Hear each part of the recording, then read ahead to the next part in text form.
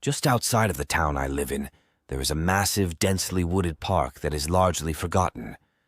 It's not that people don't know it is there, but it's simply more of an afterthought. It's not ideal for hiking. It doesn't have any kid-friendly play areas, or even a pond to attempt fishing in. What it essentially amounts to is miles and miles of wooded area. But me and my college buddy Derek had long known about something that lay deep within the park, and we had finally built up the courage and resources to explore it. Derek had always been into this type of thing since I met him a few years before at the start of college. Although we didn't know each other for that long, we quickly became best friends, forming a connection like I'd never had with anyone before. Despite that, he was the type of person who would keep a lot of stuff buried deep. I never blamed him for it, as his usual coping mechanisms tended to be positive, such as going to the gym or writing. But when his sister had passed away a few months prior, I didn't hear from him for a week. One day, he finally returned my calls, and he had only one thing to say. "Henderson Park, this summer. We are going to find it." At the beginning of the summer break, we began our hike. After a couple hours of trekking a route which we had planned and charted out for months, we finally made it to the spot. It was a clearing spanning a couple hundred meters in area, and once we made it past the last of the foliage, it didn't take but a second to identify what we had come for. In the middle of this open patch lay a large building, abandoned to time and worn down by nature. But yet it stood, beckoning us to enter. The abandoned structure of Henderson Park had been a legend in this town since I could remember. No one knows how it got there or what it used to be. It was simply a massive building miles deep into the wilderness, with no documentation or history. I almost didn't believe it was real, but we had found someone previously who had made a detailed map of the park. We decided if the structure was there, we were going to find it.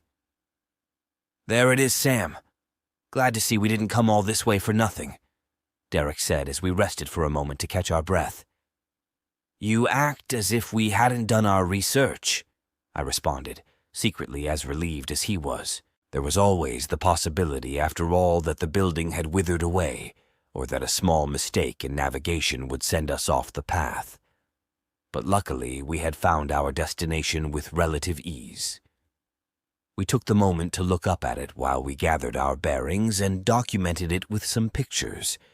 It stood tall with at least 3 floors and had plenty of surface area. It appeared like it had been an old school or hospital of some sort, based on its layout. Its exterior was a dark gray, tainted by the decay and moss creeping around it. Despite the wear and tear, there was a surprising lack of graffiti or any signs of human tampering. "Well, you ready to see what's in there?" I said, breaking the silence. Derek turned to me, a look of worry appearing on his face.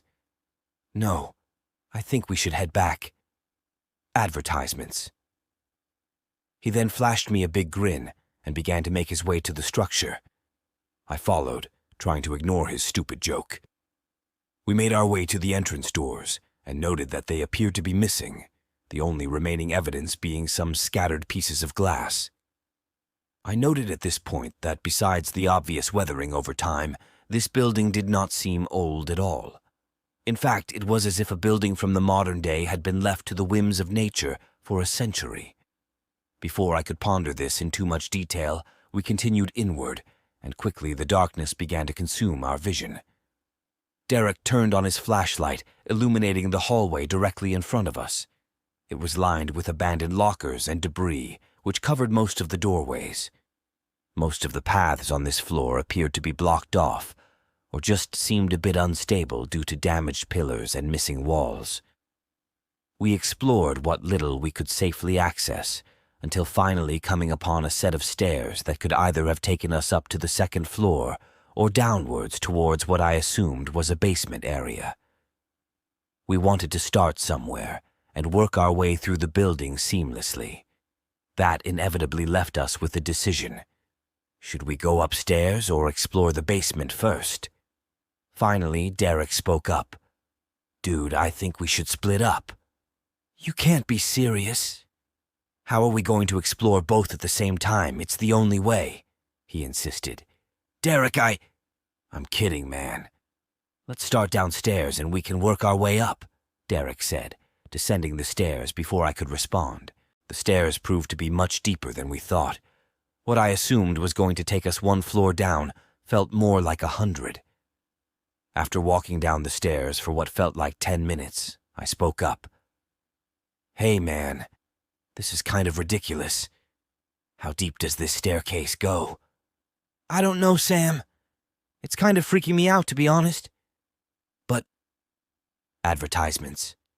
I nodded in agreement. Derek did seem to be getting genuinely concerned for the first time during this trip, but we were on the same page. We had to keep going at this point. Whether this staircase was bottomless or a descent into hell itself, we were going to see the end of it. Luckily, it turned out to be neither of those things, because a few minutes later we hit the bottom. Well, good news is if one of us gets hurt, the other only needs to drag them up 70 flights of stairs, Derek joked, although the thought only made me uneasy. The area we found ourselves in would probably be best compared to that of a subway tunnel. Well, without the actual train tracks. What lay before us was simply a long, vacant tunnel with concrete walls and flooring, and no end in sight. I was beginning to feel like we were out of our depth here. However, I didn't think to protest as Derek began walking down into the tunnel. At least not until we began to hear something echoing deep within the tunnel. We immediately stopped dead in our tracks. What sounded like a high-pitched synth had begun ringing through the tunnel. The echoing was making me feel queasy as it reverberated through my body. It paused for a movement before resuming, every few seconds another tone ringing out like a beacon, progressively getting louder and presumably closer. The sound started to become ear-piercing, and before I knew it, I was on my knees holding my ears, barely withstanding the sharp ringing throughout my head. Just as I thought I was going to black out from the sheer intensity of it, the sound stopped in an instant. I looked over to Derek, who was also recovering from the auditory assault. We both shared a glance and a nod. Our curiosity had seemingly run its course, and we started to quickly head back from the way we came. I was unsure of how to rationalize what just happened, but all I knew is that I would prefer not to experience whatever that was any closer. That's when we heard something else from within the tunnel, the unmistakable sound of footsteps. Our speed walk quickly escalated into a jog, and then a run. Maybe it was just my imagination running wild, but I had some serious doubts that many other people were exploring this place, and especially wandering through this forsaken tunnel. And so, we ran, and ran. We hadn't been walking down the tunnel for more than a minute. There was no way we were that far away from the stairs. Yet again, it felt like we were in an endless loop with no end in sight.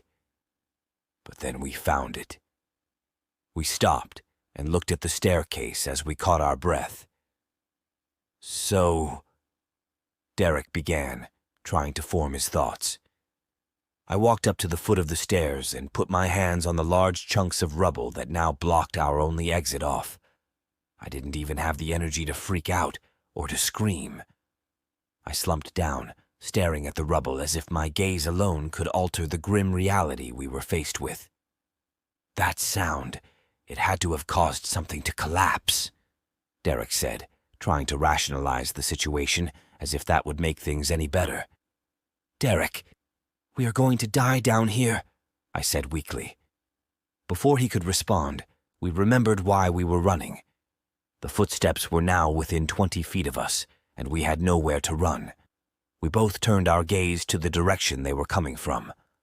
Whatever it was seemed to be hidden in the shadows, and neither of us wanted to see what was approaching. I could just barely make the outline of a shambling figure, moving erratically and twitching violently with each step.